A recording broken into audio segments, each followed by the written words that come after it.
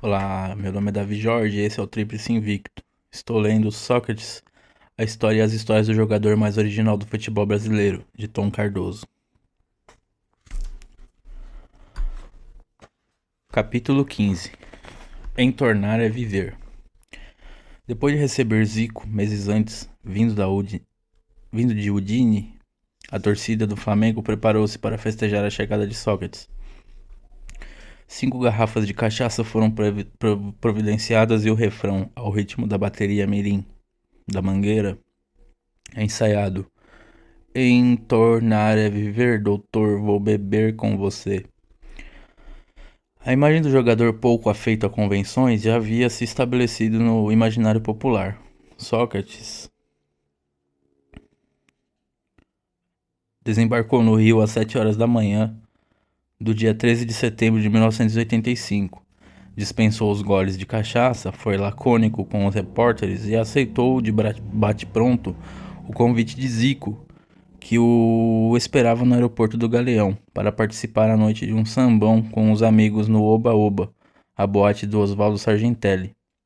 No Rio, Sócrates repetiria o enredo da passagem por Florença, poucos momentos de bom futebol.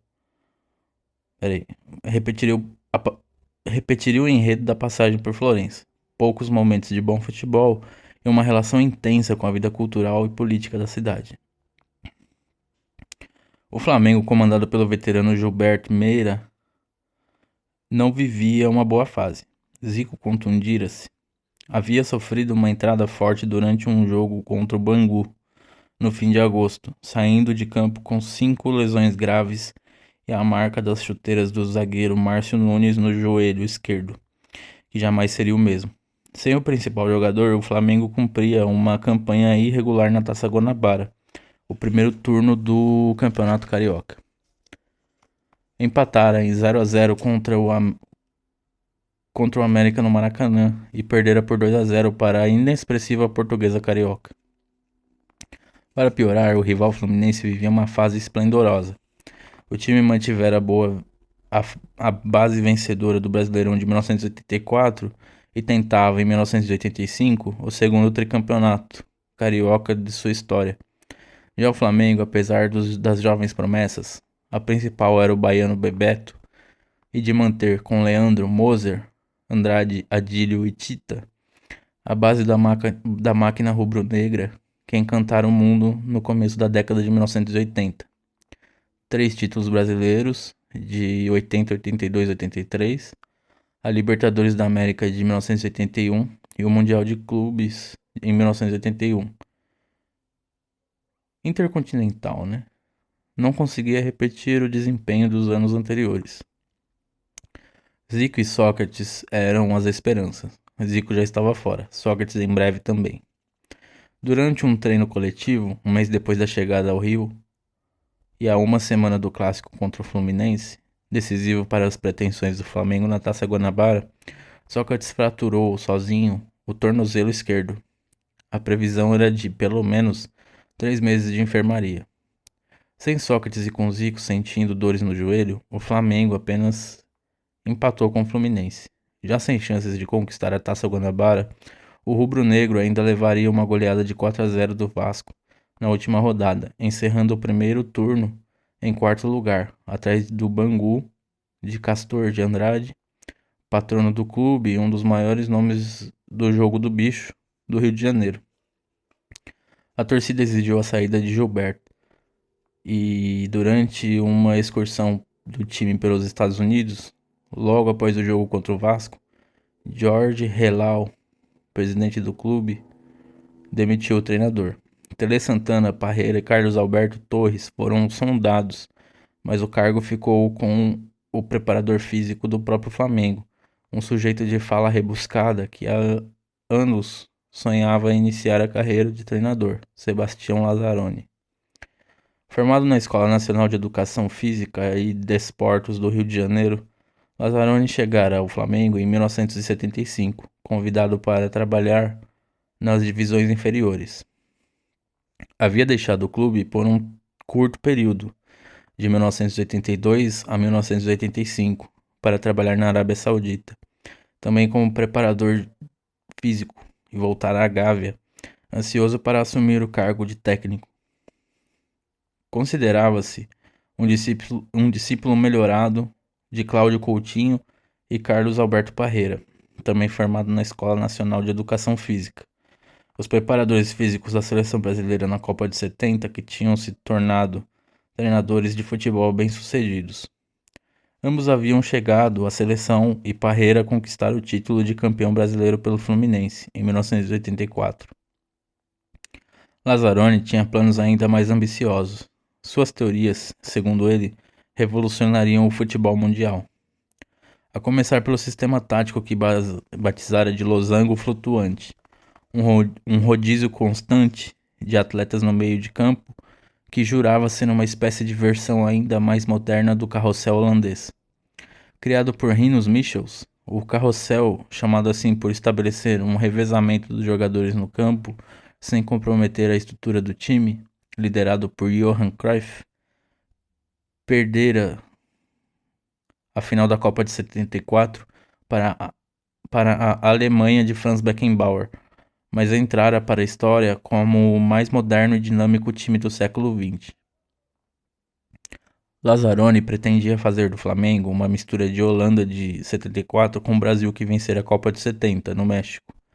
Um time, enfim, que unisse a parte tática com a parte física. Parte física, nos seus delírios de prancheta, Lazzaroni reduzira a mais técnica e brilhante seleção da história do futebol mundial a um mero time de quartel. Sabe por que o Brasil ganhou com tanta facilidade a Copa de 70? Porque cuidou da parte física. Nós que fomos à faculdade, que vimos o problema cientificamente, sabemos o quanto é importante um jogador se tornar também um atleta. Habilidade só não resolve mais. Matéria da Placar de 8 de novembro de 1985.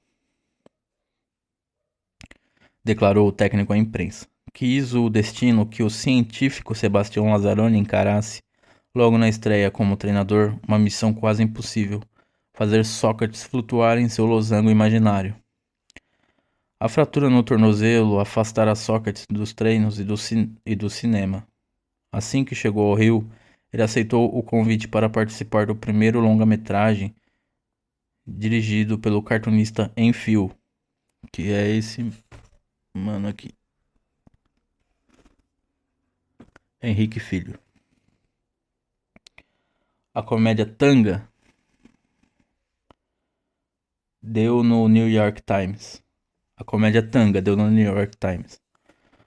O roteiro do filme era ainda mais confuso que o losango de Lazzaroni. O novo jogador do Flamengo faria o papel do Frei Segredo de Fátima. Frei Segredo de Fátima. Um homem atormentado que, usando uma tanga, percorria dunas e cidades de um país dominado por um cruel ditador. Sócrates nem precisou pedir uma tanga a Fernando Gabeira. Fernando Gabeira, o ex-guerrilheiro de volta do exílio, foi fotógrafo no Posto 9, em Ipanema, foi fotografado no Posto 9 em Ipanema, usando uma tanga lilás de crochê, que na verdade nada mais era do que a parte de baixo do biquíni de sua prima, Leda Nagli.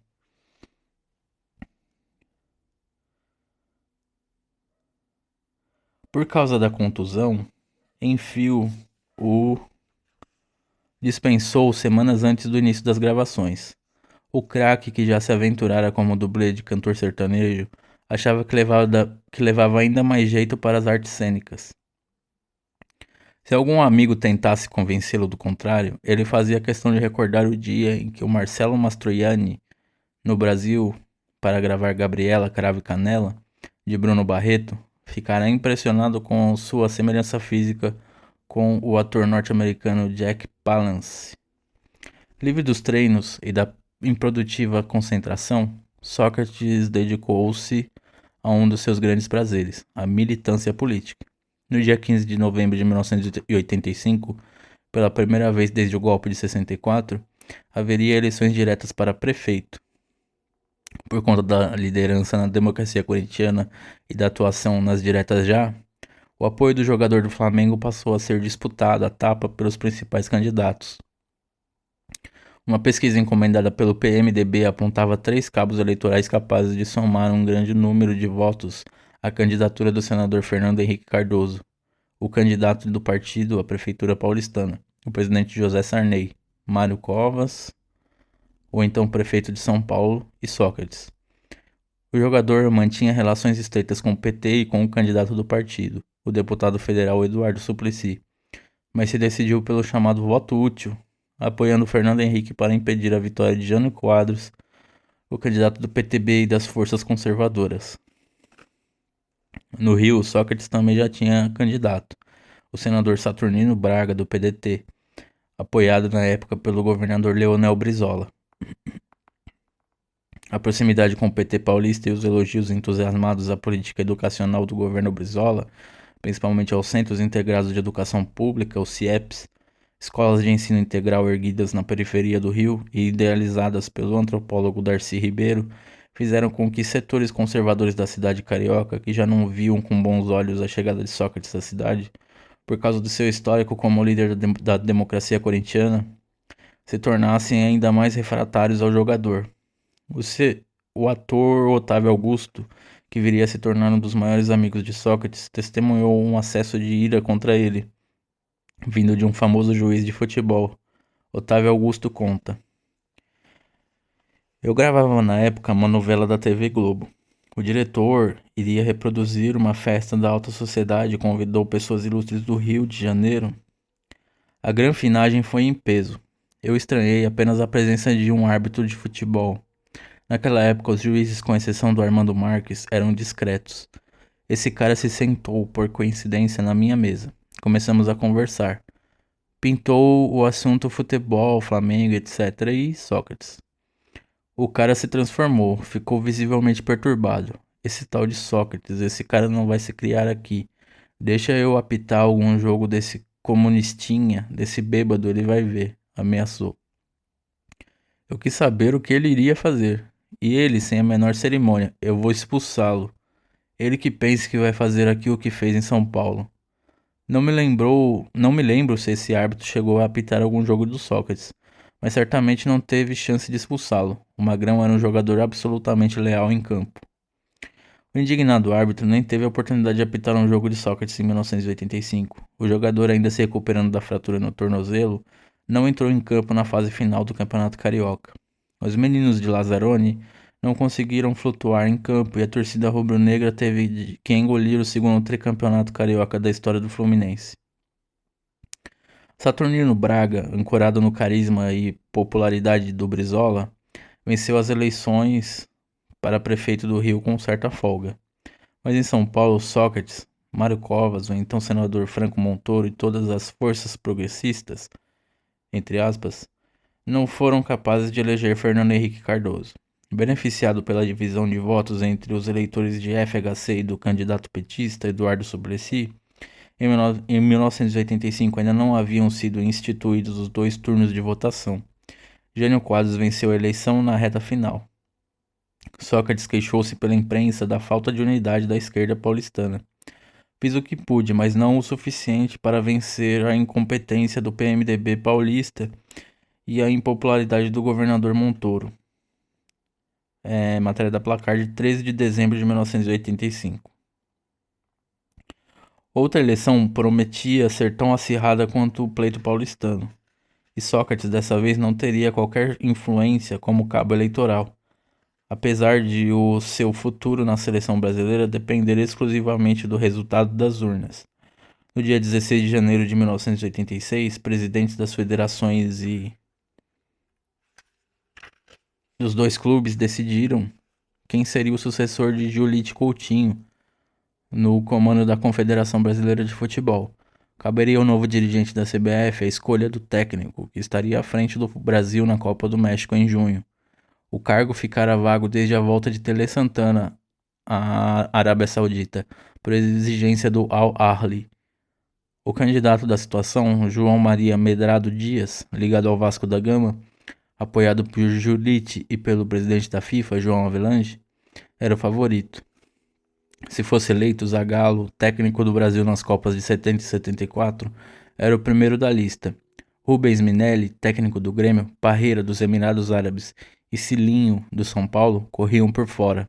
Já Nabi Abichedi, o candidato da oposição, tinha o apoio de Márcio Braga, nome forte do Flamengo, que não escondia a preferência por Tele Santana. Semanas antes da eleição, a imprensa quis saber dos cotados para assumir o comando da seleção. Quais eram os planos para a Copa de 86, caso fossem efetivados no cargo? Uma questão ganhou o centro dos debates. Falcão, Sócrates e Zico, as estrelas da Copa de 82, deveriam ser convocados para jogar a Copa do México? Os três vinham de sérias contusões. Para Minelli, a presença do trio na seleção seria um desastre. Cilinho, que comandava o jovem e talentoso time do São Paulo, de Silas e Miller, ambos com 20 anos, foi ainda mais crítico. Se a Copa do Mundo fosse hoje, Zico e Sócrates formariam o time da enfermaria. Matéria da Placar de 9 de novembro de 1985. Já Zagallo levaria Zico e Falcão, mas não Sócrates, por considerá-lo frio demais. Apenas Telê não abriu mão dos seus homens de 82. Quando perguntado se ele não corria o risco de levar uma seleção velha na Copa, Zico teria 33 anos, Falcão e Sócrates 32. Para o Mundial, Telê já tinha uma resposta na ponta da língua. Eu joguei em alto nível até os 33. O candidato da situação, Medrado Dias, não contava com a astúcia de Nabi Abichedi, que na véspera da eleição inverteu a chapa, trocando de lugar com o experiente cartola Otaviano Pinto Guimarães, até então candidato à vice-presidência da CBF. Pelas contas de Nabi, a eleição terminaria empatada, e como o primeiro critério de desempate se daria pela idade dos candidatos, tratou logo de trocar de lugar com Otávio, de 63 anos, 3 a mais do que Medrado Dias. No fim, o critério de desempate nem precisou ser usado. Octávio Pinto venceu a eleição para a presidência da CBF por apenas um voto de diferença, e Márcio Braga tratou de telefonar logo para Tele Santana, o treinador que defendia uma causa solitária, a presença de Sócrates na Copa do México. No início de 1986, quando Tele era anunciado como o novo técnico da seleção, Sócrates estreava, enfim, pelo Flamengo, longe da torcida. O time carioca viajara ao exterior para 2 amistosos, o primeiro contra o Al-Rifah, no Bahrein, no dia 27 de janeiro, e o segundo no dia 2 de fevereiro, como parte das negociações pela venda de Sócrates, contra a Fiorentina, em Florença. O doutor teve uma participação discreta tanto na vitória contra o Al-Rifah por 3-1, como na derrota para o time italiano por 3-2. Uma vaia chegou a ser ensaiada nas tribunas do estádio Comunale, em Florença, assim que o ex-jogador da Fiorentina entrou em campo. Mas o brasileiro passou a ser aplaudido ao levar flores para os torcedores da curva Fiesole, o setor mais popular do estádio, onde um dia, em uma partida contra a Udinese, time de Zico, ele ousara se sentar para ver o jogo ao lado da massa, e quase matara de raiva o Conde Pontello. Sócrates teria pouco tempo para entrar em forma. Tele anunciaria em 2 semanas a lista de 29 jogadores que iniciariam os treinos para a Copa. 7 seriam cortados. O técnico ainda tinha dúvidas sobre a recuperação dos veteranos.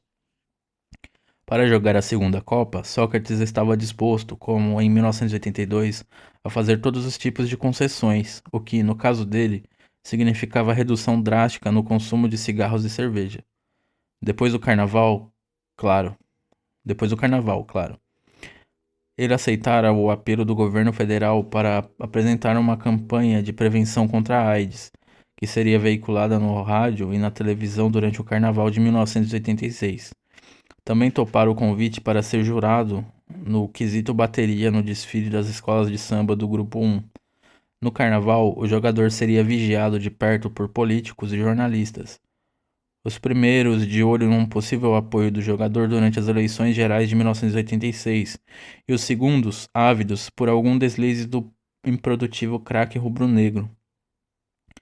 Sócrates, muito mais folião do que jurado, trocou abraços com correligionários dos governos Brizola. correligionários do governador Brizola, e com o próprio, e bebeu no ritmo habitual, acompanhado da cantora e amiga Nana Caymmi, que encontrara nos camarotes. Na semana seguinte ao desfile, numa matéria intitulada Conversas de Carnaval, a revista Veja zombava do apelido desesperado de Brizola para que Sócrates ingressasse no PDT. Não, perdão. A revista Veja zombava do apelo desesperado de Brizola para que Sócrates ingressasse no PDT. Apelo que, segundo a publicação, nem sequer foi ouvido pelo jogador. Sócrates, que apesar de integrar o júri do carnaval, bebera além da conta e não conseguiu ouvir. Com isso, o governador caiu numa trapaça do carnaval quando os sóbrios espertos acabam se metendo com bêbados que pensam apenas em se divertir. Matéria da Veja, 19 de fevereiro de 1986. No dia 14 de fevereiro, 5 dias antes de a matéria da Veja ser publicada, Tele Santana anunciou os 29 convocados que iriam iniciar a preparação para a Copa do México. Sócrates e Zico e outros jogadores da geração de 82 apareceram na lista. Os dois astros do Flamengo eram a principal atração do clássico contra o Fluminense, no dia 16 de fevereiro, válido pela primeira rodada da Taça Guanabara. A dupla jogaria pela primeira vez junta no Maracanã. Zico, com 3 gols, foi o grande nome da primeira vez junta. Foi o grande nome da goleada por 4-1. Sócrates destoou do resto do time, movimentando-se pouco. A atuação apenas discreta no clássico e a repercussão da matéria da Veja fizeram com que Tele recebesse duras críticas pela convocação de Sócrates.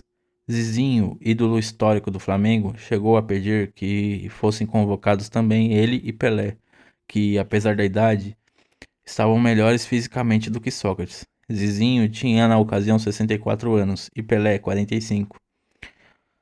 Sócrates não se sentiu acuado pela matéria da Veja e tampouco pelas críticas de Minelli e de Zizinho.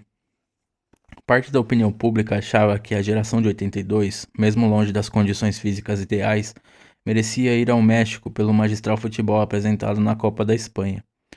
O mesmo ocorria com Tele, que continuava prestigiado. Seria o primeiro técnico da história a comandar a seleção brasileira em 2 Copas do Mundo, e apesar de ter perdido a anterior, o treinador, antes da convocação, ligara para os seus homens de confiança, conversara longamente com Sócrates e pedira para que o capitão de 82 maneirasse nas declarações à imprensa e evitasse se expor a situações constrangedoras em público, como havia ocorrido durante o Carnaval Carioca. Tele imaginava que Sócrates, assim como ocorrera em 82, estrearia em forma aos poucos até assumir a condição de titular, dessa vez beirando os 32 anos. Vindo de uma contusão séria, ele precisava se cuidar ainda mais. Mas Sócrates não puxou o freio, nem passou a ser mais comedido nas entrevistas. A revista Placar quis saber como ele se sentira sendo chamado de bêbado pela revista de maior circulação do país. Sócrates respondeu como Sócrates: "Esse é o país em que mais cachaça se bebe no mundo, e parece que eu bebo tudo sozinho. Não querem que eu beba, fume ou pense? Pois eu bebo, fumo e penso." É isso aí, garoto. Placar 3 de março de 1986. Se Sócrates, chegando aos 32 anos com a experiência de ter jogado em um time de massa como o Corinthians e de ter passado uma temporada fora do país, em um ambiente totalmente adverso, já possuía certo jogo de cintura para suportar os mais variados tipos de pressões e cobranças. O mesmo não ocorria com seu irmão caçula, Raí, 11 anos mais novo.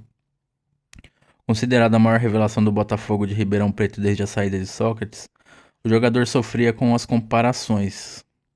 A torcida adversária explorava ao máximo sua fragilidade e timidez.